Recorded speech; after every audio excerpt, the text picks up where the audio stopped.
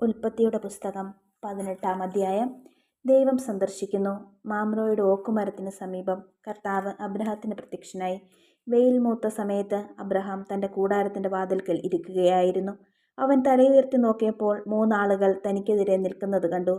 അവരെ കണ്ട് അവൻ കൂടാരവാതിൽത്തിങ്കൽ നിന്നെഴുന്നേറ്റ് അവരെ എതിരേൽക്കുവാൻ ഓടിച്ചെന്ന് നിലംപറ്റെ താണ് അവരെ വണങ്ങി. അവൻ പറഞ്ഞു, യജമാനനെ, അങ്ങ് എന്നിൽ സംപ്രീതനെങ്കിൽ അങ്ങയുടെ ദാസനെ കടന്നു പോകരുതേ. കാലു കഴുകാൻ കുറച്ച് വെള്ളം കൊണ്ടുവരട്ടെ. മരത്തണലിലിരുന്ന് വിശ്രമിക്കുക. നിങ്ങൾ ഈ ദാസന്റെ അടുക്കൽ വന്ന നിലയ്ക്ക് ഞാൻ കുറേ അപ്പം കൊണ്ടുവരാം. വിശപ്പടക്കിയിട്ട് യാത്ര തുടരാം. നീ പറഞ്ഞതുപോലെ ചെയ്യുക എന്നവർ പറഞ്ഞു. അബ്രഹാം പെട്ടെന്ന് കൂടാരത്തിലെത്തി സാറായോട് പറഞ്ഞു, വേഗം 3 ഇടങ്ങഴി മാവെടുത്ത് കുഴച്ച് അപ്പമുണ്ടാക്കുക. അവൻ ഓടിച്ചെന്ന് കാലിക്കൂട്ടത്തിൽ നിന്ന് കൊഴുത്തൊരു ഇളം കാളക്കുട്ടിയെ പിടിച്ച് വേലക്കാരനെ ഏൽപ്പിച്ചു. ഉടനെ അവൻ അത് പാകം ചെയ്യാൻ തുടങ്ങി. അബ്രഹാം വെണ്ണയും പാലും പാകം ചെയ്ത് മൂരിയിറച്ചിയും അവരുടെ മുൻപിൽ വിളമ്പി. അവർ ഭക്ഷിച്ചു കൊണ്ടിരിക്കെ അവൻ മരത്തണലിൽ അവരെ പരിചരിച്ചു കൊണ്ടുനിന്നു. അവർ അവനോട് പറഞ്ഞു, നിന്റെ ഭാര്യ സാറ എവിടെ? കൂടാരത്തിലുണ്ട്, അവൻ മറുപടി പറഞ്ഞു. കർത്താവ് പറഞ്ഞു, വസന്തത്തിൽ ഞാൻ തീർച്ചയായും തിരിച്ചു വരും. അപ്പോൾ നിന്റെ ഭാര്യ സാറായിക്ക് ഒരു മകനുണ്ടായിരിക്കും. അവന്റെ പിറകിൽ കൂടാരവാതിൽക്കൽ നിന്ന് സാറ ഇത് കേൾക്കുന്നുണ്ടായിരുന്നു. അബ്രഹാവും സാറായും വൃദ്ധരായിരുന്നു. അവർക്ക് ഗർഭധാരണ പ്രായം കഴിഞ്ഞിരുന്നു. അതിനാൽ സാറ ഉള്ളിൽ ചിരിച്ചുകൊണ്ട് പറഞ്ഞു, എനിക്ക് പ്രായമേറെയായി, ഭർത്താവും വൃദ്ധനായി, എനിക്കിനി സന്താന സൗഭാഗ്യമുണ്ടാകുമോ? കർത്താവ് അബ്രഹത്തോട് ചോദിച്ചു, വൃദ്ധയായ തനിക്കിനി കുഞ്ഞുങ്ങളുണ്ടാകുമോ എന്ന് ചോദിച്ച് സാറ ചിരിക്കുന്നത് എന്തുകൊണ്ട്? കർത്താവിന് കഴിയാത്തത് എന്തെങ്കിലുമുണ്ടോ? നിശ്ചിത സമയത്ത് വസന്തത്തിൽ ഞാൻ നിങ്ങളുടെ അടുത്ത് തിരിച്ചു വരും. അപ്പോൾ സാറായിക്ക് ഒരു മകനുണ്ടായിരിക്കും. സാറ നിഷേധിച്ചു പറഞ്ഞു, ഞാൻ ചിരിച്ചില്ല. എന്തെന്നാൽ അവൾ ഭയപ്പെട്ടു. അവിടെ നിന്ന് പറഞ്ഞു, അല്ല, നീ ചിരിക്കുക തന്നെ ചെയ്തു. Sodom Gamora. അവർ അവിടെ നിന്ന് എഴുന്നേറ്റ് സോദോമിന് നേരെ തിരിച്ചു. വഴിയിലെത്തുന്നത് വരെ അബ്രഹാം അവരെ അനുയാത്ര ചെയ്തു. കർത്താവ് ആലോചിച്ചു, അബ്രഹാം മഹത്തും ശക്തവുമായ ഒരു ജനതയായി തീരുമെന്നും ഭൂമിയിലെ ജനപദങ്ങളെയെല്ലാം അവനിലൂടെ അനുഗ്രഹിക്കപ്പെടുമെന്നും അറിഞ്ഞിരിക്കെ ഞാൻ ചെയ്യാൻ പോകുന്ന കാര്യം അവനിൽ നിന്ന് മറച്ചു വെക്കണമോ?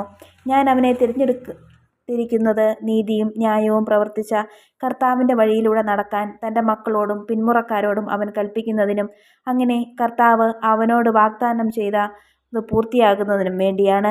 കർത്താവ് പറഞ്ഞു, സോദോമിനും ഗമോറയ്ക്കുമെതിരെയുള്ള മുറവിളി വളരെ വലുതാണ്. അവരുടെ പാപം ഗുരുതരമാണ്. അതിനാൽ അവരുടെ പ്രവൃത്തികൾ എൻ്റെ സന്നിധിയിൽ എത്തിയിട്ടുള്ള വിലാപങ്ങളെ സാധൂകരിക്കുന്നുവോ ഇല്ലയോ എന്നറിയാൻ ഞാൻ അവിടം വരെ പോവുകയാണ്. അവർ അവിടെ നിന്ന് സോദോമിന് നേരെ നടന്നു. അബ്രഹാം അപ്പോൾ കർത്താവിൻ്റെ മുൻപിൽ തന്നെ നിന്നു. അബ്രഹാം അവിടുത്തെ സമീപിച്ച് ചോദിച്ചു, ദുഷ്ടന്മാരോടൊപ്പം നീതിമാന്മാരെയും അങ്ങ് നശിപ്പിക്കുമോ? നഗരത്തിൽ 50 നീതിമാന്മാരുണ്ടെങ്കിൽ അങ്ങ് അതിനെ നശിപ്പിച്ചു കളയുമോ? അവരെ പ്രതി ആ സ്ഥലത്തെ ശിക്ഷയിൽ നിന്ന് ഒഴിവാക്കില്ലേ? ദുഷ്ടന്മാരോടൊപ്പം നീതിമാന്മാരെയും സംഹരിക്കുക. അത് അങ്ങിൽ നിന്ന് ഉണ്ടാകാതിരിക്കട്ടെ. ദുഷ്ടന്മാരുടെ ഗതി തന്നെ നീതിമാന്മാർക്കും സംഭവിക്കാതിരിക്കട്ടെ. ഭൂമി മുഴുവൻ്റെയും വിധികർത്താവ് നീതി പ്രവർത്തിക്കാതിരിക്കുമോ? കർത്താവ് അരുളി ചെയ്തു, സോദോം നഗരത്തിൽ 50 നീതിമാന്മാരെ ഞാൻ കണ്ടെത്തുന്ന പക്ഷം അവരെ പ്രതി ഞാൻ ആ സ്ഥലത്തെ മുഴുവൻ ക്ഷമിക്കും. അബ്രഹാം വീണ്ടും പറഞ്ഞു, പൊടിയും ചാരവുമായി ഞാൻ കർത്താവിനോട് സംസാരിക്കുവാൻ തുനിഞ്ഞല്ലോ. നീതിമാന്മാർ 50-ൽ 5 കുറവെന്ന് വന്നാലോ? 5 പേർ കുറഞ്ഞാൽ നഗരത്തെ മുഴുവൻ അങ്ങ് നശിപ്പിക്കുമോ? അവിടുന്ന് പറഞ്ഞു, 45 പേരെ കണ്ടെത്തിയാൽ ഞാൻ അതിനെ നശിപ്പിക്കുകയില്ല. അവൻ വീണ്ടും ചോദിച്ചു, 40 പേരെ ഉള്ളുവെങ്കിലോ? അവിടുന്ന് പ്രതിവചിച്ചു, ആ 40 പേരെ പ്രതി നഗരം ഞാൻ നശിപ്പിക്കുകയില്ല. അവൻ പറഞ്ഞു, ഞാൻ വീണ്ടും സംസാരിക്കുന്നത് കൊണ്ട് കർത്താവ് കോപിക്കരുതേ. ഒരുപക്ഷെ 30 പേരെ ഉള്ളുവെങ്കിലോ? അവിടുന്ന് അരുളി ചെയ്തു, 30 പേരെ കണ്ടെത്തുന്നെങ്കിൽ ഞാനത് നശിപ്പിക്കുകയില്ല. അവൻ പറഞ്ഞു, കർത്താവിനോട് സംസാരിക്കാൻ ഞാൻ തുനിഞ്ഞല്ലോ. 20 പേരെ ഉള്ളുവെങ്കിലോ? അവിടുന്ന് പറഞ്ഞു, 20 പേരെ പ്രതി ഞാനത് നശിപ്പിക്കുകയില്ല. അവൻ പറഞ്ഞു, കർത്താവെ, കോപിക്കരുതേ. ഒരു തവണ കൂടി മാത്രം ഞാൻ സംസാരിക്കട്ടെ. 10 പേരെ അവിടെ ഉള്ളുവെങ്കിലോ? അവിടുന്ന് അരുളി ചെയ്തു, ആ 10 പേരെ പ്രതി ഞാനത് നശിപ്പിക്കുകയില്ല. അബ്രഹാത്തോട് സംസാരിച്ചു കഴിഞ്ഞപ്പോൾ കർത്താവ് അവിടെ നിന്ന് പോയി. അബ്രഹാം സ്വന്തം സ്ഥലത്തേക്ക് മടങ്ങി. 19-ാം അധ്യായം. സോദോമിൻ്റെ പാപം. വൈകുന്നേരമായപ്പോൾ ആ 2 ദൂതന്മാർ സോദോമിൽ ചെന്നു. ലോത്ത് നഗരവാതിൽക്കൽ ഇരിക്കുകയായിരുന്നു. അവരെ കണ്ടപ്പോൾ ലോത്ത് അവരെ എതിരേൽക്കാനായി എഴുന്നേറ്റ് ചെന്ന് നിലംപറ്റെ താണു വണങ്ങി. അവൻ പറഞ്ഞു, യജമാനന്മാരെ, ദാസന്റെ വീട്ടിലേക്ക് വന്നാലും കാൽ കഴുകി രാത്രി ഇവിടെ തങ്ങുക, രാവിലെ എഴുന്നേറ്റ് യാത്ര തുടരാം. അവർ മറുപടി പറഞ്ഞു, വേണ്ട, രാത്രി ഞങ്ങൾ തെരുവിൽ കഴിഞ്ഞുകൊള്ളാം. അവൻ വളരെ നിർബന്ധിച്ചപ്പോൾ അവർ അവന്റെ വീട്ടിലേക്ക് പോയി. അവൻ അവർക്കൊരു വിരുന്നൊരുക്കി. പുളിപ്പില്ലാത്ത അപ്പവും ഉണ്ടാക്കി. അവർ അത് ഭക്ഷിച്ചു. അവർ കിടക്കും മുമ്പേ സോദോം നഗരത്തിന്റെ എല്ലാ ഭാഗത്തു നിന്നും യുവാക്കന്മാർ മുതൽ വൃദ്ധന്മാർ വരെയുള്ള എല്ലാവരും വന്ന് വീട് വളഞ്ഞു. അവർ ലോത്തിനെ വിളിച്ചു പറഞ്ഞു, രാത്രി നിന്റെ അടുക്കൽ വന്നവരിവിടെ. ഞങ്ങൾക്ക് അവരുമായി സുഖഭോഗങ്ങളിൽ ഏർപ്പെടേണ്ടതിന് അവരെ പുറത്തു കൊണ്ടുവരിക. ലോത്ത് പുറത്തിറങ്ങി കതകടച്ചിട്ട് അവരുടെ അടുത്തേക്ക് ചെന്നു. അവൻ പറഞ്ഞു, സഹോദരരെ, ഇത്തരം മ്ലേച്ഛത കാട്ടരുത്. ഞാൻ നിങ്ങളോട് യാചിക്കുന്നു. പുരുഷസ്പർശമേൽക്കാത്ത 2 പെൺമക്കൾ എനിക്കുണ്ട്. അവരെ നിങ്ങൾക്ക് വിട്ടുതരാം. ഇഷ്ടം പോലെ അവരോട് ചെയ്തു കൊള്ളുക. പക്ഷേ ഈ പുരുഷന്മാരെ മാത്രം ഒന്നും ചെയ്യരുത്. എന്തെന്നാൽ അവർ എൻ്റെ അതിഥികളാണ്. മാറി നിൽക്കൂ. അവർ അട്ടഹസിച്ചു. പരദേശിയായി വന്നവൻ ന്യായം വിധിക്കുവാൻ ഒരുങ്ങുന്നു. അവരോടെന്നതിനേക്കാൾ മോശമായി നിന്നോടും ഞങ്ങൾ പെരുമാറും. അവർ ലോത്തിനെ ശക്തമായി തള്ളിമാറ്റി വാതിൽ തല്ലിപ്പൊളിക്കാൻ ചെന്നു. പക്ഷേ ലോത്തിന്റെ അതിഥികൾ കൈനീട്ടി അവനെ വലിച്ച് വീട്ടിനുള്ളിലാക്കിയിട്ട് വാതിലടച്ചു. വാതിൽക്കൽ ഉണ്ടായിരുന്ന എല്ലാവരെയും അവർ അന്ധരാക്കി. അവർ വാതിൽ തപ്പിത്തടഞ്ഞു വരഞ്ഞു. ലോത്ത് സോദോം വിടുന്നു. ആ 2 പേർ ലോത്തിനോട് പറഞ്ഞു, ഇവരെ കൂടാതെ നിനക്കാരെങ്കിലും ഇവിടെയുണ്ടോ? പുത്രന്മാരോ പുത്രികളോ മരുമക്കളോ മറ്റാരെങ്കിലുമോ? നഗരത്തിലുണ്ടെങ്കിൽ എല്ലാവരെയും ഉടൻ പുറത്തു കടത്തിക്കൊള്ളുക.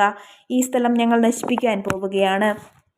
ഇവിടെ ജനങ്ങൾക്കെതിരെ രൂക്ഷമായ നിലവിളി കർത്താവിൻ്റെ മുൻപിൽ എത്തിയിരിക്കുന്നു. ഇവിടം നശിപ്പിക്കാൻ കർത്താവ് ഞങ്ങളെ അയച്ചിരിക്കുകയാണ്. ഉടനെ ലോത്ത് തൻ്റെ പുത്രിമാരെ വിവാഹം ചെയ്യാനിരുന്നവരുടെ അടുത്തു ചെന്ന് പറഞ്ഞു, എഴുന്നേറ്റ് ഉടനെ സ്ഥലം വിട്ടുപോവുക. കർത്താവ് ഈ നഗരം നശിപ്പിക്കാൻ പോവുകയാണ്. എന്നാൽ അവർ തമാശ പറയുകയാണ് എന്നത്രേ അവർക്ക് തോന്നിയത്. നേരം പുലർന്നപ്പോൾ ദൂതന്മാർ ലോത്തിനോട് പറഞ്ഞു, എഴുന്നേറ്റ് ഭാര്യയെയും പെൺമക്കൾ 2 പേരെയും കൂട്ടി വേഗം പുറപ്പെടുക. അല്ലെങ്കിൽ നഗരത്തോടൊപ്പം നിങ്ങളും നശിച്ചു പോകും. എന്നാൽ അവർ മടിച്ചു നിന്നു. കർത്താവിന് അവനോട് കരുണ തോന്നിയതുകൊണ്ട് ആ മനുഷ്യർ അവനെയും ഭാര്യയെയും മക്കളെയും കൈക്കു പിടിച്ച് നഗരത്തിന് പുറത്തു കൊണ്ടുപോയി വിട്ടു. അവരെ പുറത്തു കൊണ്ടു ചെന്ന് വിട്ടതിനു ശേഷം അവരിലൊരുവൻ പറഞ്ഞു, ജീവൻ വേണമെങ്കിൽ ഓടിപ്പോവുക. പിന്തിരിഞ്ഞു നോക്കരുത്. താഴ്വരയിലെങ്ങും തങ്ങുകയുമരുത്. മലമുകളിലേക്ക് ഓടി രക്ഷപ്പെടുക. അല്ലെങ്കിൽ നിങ്ങൾ വെന്തു നശിക്കും. ലോത്ത് പറഞ്ഞു, യജമാനനെ, അങ്ങനെ പറയരുത്. ഞാൻ അങ്ങയുടെ പ്രീതിക്ക് പാത്രമായല്ലോ. എൻ്റെ ജീവൻ രക്ഷിക്കുന്നതിൽ അവിടുന്ന് വലിയ കാരുണ്യമാണ് കാണിച്ചിരിക്കുന്നത്. എന്നാൽ മലയിൽ ഓടിക്കയറി രക്ഷപ്പെടാൻ എനിക്ക് വയ്യ.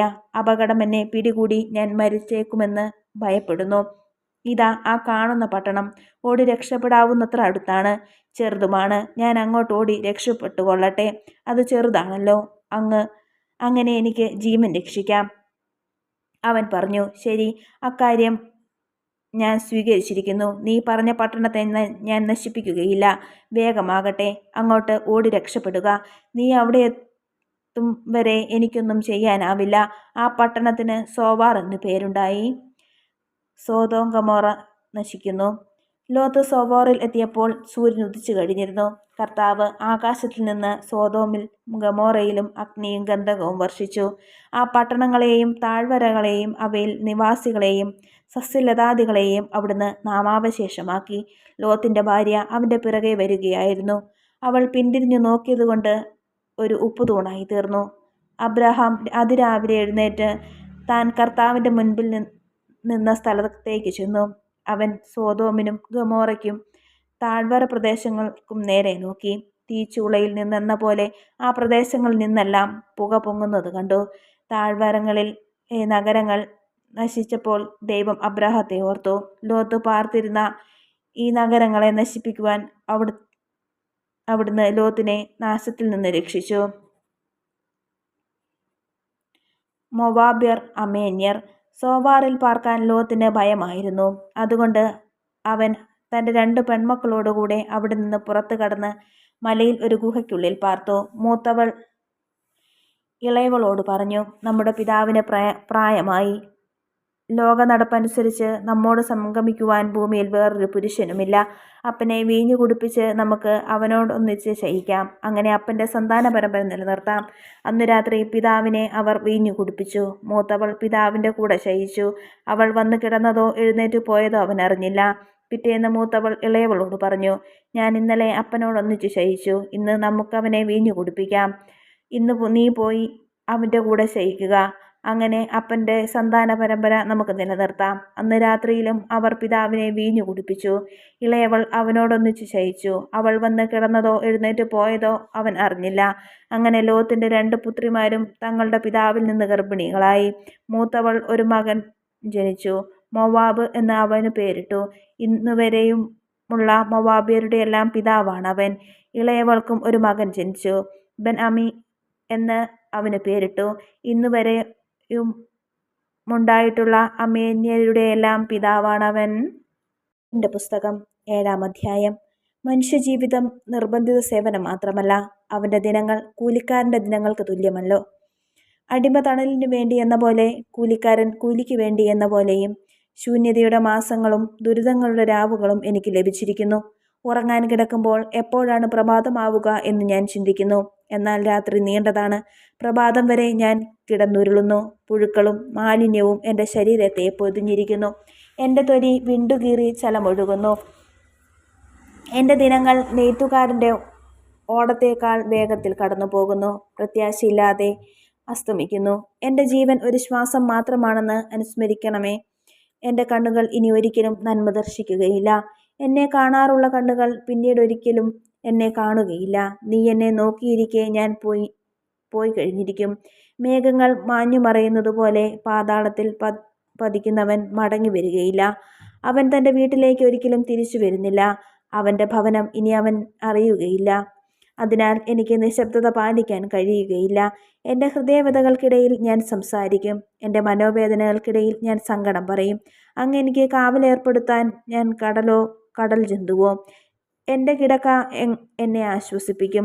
എൻ്റെ തൽപ്പം എൻ്റെ വ്യസനം ശമിപ്പിക്കും എന്ന് ഞാൻ പറയുമ്പോൾ, സ്വപ്നങ്ങൾ കൊണ്ട് അങ്ങ് എന്നെ ഭയപ്പെടുത്തുന്നു. ദർശനങ്ങൾ കൊണ്ട് എന്നെ പരിഭ്രാന്തനാക്കുന്നു. അസ്ഥിപ്രജ്ഞമാകുന്നതിനേക്കാൾ കടുത്തുഞെരിച്ചുള്ള മരണമാണ് ഞാൻ ഇഷ്ടപ്പെടുന്നത്. ഞാൻ ആശയറ്റവനാണ്. ഞാൻ എന്നേക്കും ജീവിച്ചിരിക്കുകയില്ല. എന്നെ ഏകനായി വിടുക. എൻ്റെ ജീവിതം ഒരു ശ്വാസം മാത്രമാണ്. അങ്ങ് മനുഷ്യനെ ഇത്ര കാര്യമാക്കാനും അവൻ്റെ പ്രവൃത്തികൾ ഉറ്റുനോക്കാനും ഓരോ പ്രഭാതത്തിലും അവനെ പരിശോധിക്കാനും ഓരോ നിമിഷവും അവനെ പരീക്ഷിക്കാനും അവൻ ആരാണ്? ഉമിനീരിറക്കാൻ പോലും ഇടതരാതെ എത്ര നാൾ അങ്ങനെ നോക്കിയിരിക്കും? മനുഷ്യനെ നോക്കിയിരിക്കുന്നവനെ ഞാൻ പാപം ചെയ്താൽ തന്നെ അങ്ങേക്ക് അതിനെന്താണ്? അങ്ങ് എന്തുകൊണ്ട് എന്നെ ഉന്നം വെച്ചിരിക്കുന്നു? എന്തുകൊണ്ടാണ് ഞാൻ അങ്ങേക്ക് ഒരു ഭാരമായി തീർന്നത്? എൻ്റെ പാപങ്ങൾ അങ്ങേക്ക് ക്ഷമിച്ചുകൂടെ? എൻ്റെ തെറ്റുകൾ പൊറുത്തുകൂടെ? ഞാനിപ്പോൾ പൊടിയിൽ ചേരും. അങ്ങെന്നെ അന്വേഷിക്കും, എന്നാൽ ഞാൻ ഉണ്ടായിരിക്കുകയില്ല. 8-ാം അധ്യായം. ബിൽദാദിൻ്റെ പ്രസംഗം. ശുഹ്യനായ ബിൽദാദ് പറഞ്ഞു, നിന്റെ പ്രചണ്ഡ ഭാഷണത്തിന് അവസാനമില്ലേ? ദൈവം നീതിക്ക് മാർഗഭംഗം വരുത്തുമോ?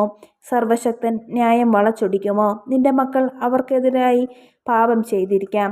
തക്ക ശിക്ഷ അവർക്ക് ലഭിച്ചു. നീ ദൈവത്തെ അന്വേഷിക്കുകയും സർവശക്തനോട് കേണപേക്ഷിക്കുകയും ചെയ്താൽ, നീ നിർമ്മലനും നീതിനിഷ്ഠനുമാണെങ്കിൽ അവിടുന്ന് നിശ്ചയമായും നിനക്ക് വേണ്ടി ഉണർന്നെഴുന്നേൽക്കും. നിനക്ക് അവകാശപ്പെട്ട ഭവനം അവിടുന്ന് നിനക്ക് സമ്മാനിക്കും. നിന്റെ ആരംഭം എളിയതായിരുന്നു എങ്കിൽ തന്നെ അന്ത്യദിനങ്ങൾ അതിമഹത്തമായിരിക്കും. ഞാൻ നിന്നോട് അഭ്യർത്ഥിക്കുന്നു, കടന്നുപോയ തലമുറകളോട് ആരായുക. പിതാക്കന്മാരുടെ അനുഭവങ്ങൾ പരിഗണിക്കുക. ഇന്നലെ പിറന്ന നമുക്ക് ഒന്നും അറിഞ്ഞുകൂടാ. ഭൂമിയിലെ നമ്മുടെ ജീവിതം നിഴൽ പോലെ മാഞ്ഞു പോകുന്നു. അവർ നിന്നെ പഠിപ്പിക്കും. വിജ്ഞാന വചസ്സുകൾ നിനക്ക് ഉപദേശിച്ചു തരും. ചതുപ്പ് നിലത്തല്ലാതെ ഞാങ്ങണ വളരുമോ? നനവ് കൂടാതെ പൊട്ടപ്പുല്ല് വളരുമോ? തഴച്ചു വളരണമെങ്കിൽ വെട്ടി ഒതുക്കാതെ തന്നെ അവ മറ്റു ചെടികളേക്കാൾ വേഗത്തിൽ ഉണങ്ങിപ്പോകും. ദൈവത്തെ മറക്കുന്നവരുടെ പാതയും അങ്ങനെ തന്നെ. ദൈവഭക്തി ഇല്ലാത്തവൻ്റെ പ്രത്യാശ നശിക്കും. അവൻ്റെ ആത്മവിശ്വാസം തകർന്നു പോകും. അവൻ്റെ ശരണം ചിലന്തി വലയാണ്. അവൻ തൻ്റെ ഭവനത്തിന്മേൽ ചാരുന്നു, എന്നാൽ അത് ഉറച്ചു നിൽക്കുകയില്ല. അവൻ അതിന്മേൽ മുറുകെ പിടിക്കും, എന്നാൽ അത് നിലനിൽക്കുകയില്ല. അവൻ സൂര്യപ്രകാശത്തിൽ തഴച്ചു വളരുന്നു. അവൻ്റെ ശാഖകൾ തോട്ടത്തിൽ പടർന്ന് പന്തലിച്ചു നിൽക്കുന്നു. അവൻ്റെ വേരുകൾ കൽക്കൂനകളിൽ ചുറ്റിപ്പടരുന്നു. അവൻ പാറകളുടെ ഇടയിൽ വളരുന്നു. അവിടെ നിന്ന് പിഴുതെടുക്കാൻ ഞാൻ ഒരിക്കലും നിന്നെ കണ്ടിട്ടില്ല എന്ന് അത് പറയും. ഇത്രയേ ഉള്ളൂ അവൻ്റെ സന്തോഷം. അവിടെ വേറെ മുളകൾ പൊന്തിവരും. നിഷ്കളങ്കനെ ദൈവം ഉപേക്ഷിക്കുകയില്ല. തിന്മ പ്രവർത്തിക്കുന്നവനെ കൈപിടിച്ച് നടത്തുകയുമില്ല. അവിടുന്ന് നിന്റെ വാ പൊട്ടിച്ചിരിച്ചുകൊണ്ടും നിന്റെ അധരം ജയാരവം കൊണ്ടും നിറയ്ക്കും. നിന്നെ വെറുക്കുന്നവരെ ലജ്ജ ആവരണം ചെയ്യും. ദുഷ്ടരുടെ കൂടാരങ്ങൾ നശിച്ചു പോകും. സുഭാഷിതങ്ങൾ 2-ാം അധ്യായം 1 മുതൽ 5 വരെയുള്ള വാക്യങ്ങൾ. ജ്ഞാനത്തിൻ്റെ സത്ഫലങ്ങൾ. മകനെ, എൻ്റെ വാക്കുകൾ കേൾക്കുകയും എൻ്റെ നിയമം കാത്തു സൂക്ഷിക്കുകയും ചെയ്യുക. നീ ജ്ഞാനത്തിന് ചെവി കൊടുക്കുകയും അറിവിൻ്റെ നേരെ നിന്റെ ഹൃദയം ചായ്ക്കുകയും ചെയ്യുക. പൊരുളറിയാൻ വേണ്ടി കേണപേക്ഷിക്കുക, അറിവിനു വേണ്ടി വിളിച്ചപേക്ഷിക്കുക. നീ അതിനെ വെള്ളി എന്ന പോലെ തേടുകയും നിഗൂഢനിധി എന്ന പോലെ അന്വേഷിക്കുകയും ചെയ്യുക. അപ്പോൾ നീ ദൈവഭക്തി എന്തെന്ന് ഗ്രഹിക്കുകയും ദൈവത്തെക്കുറിച്ചുള്ള അറിവ് നേടുകയും ചെയ്യും.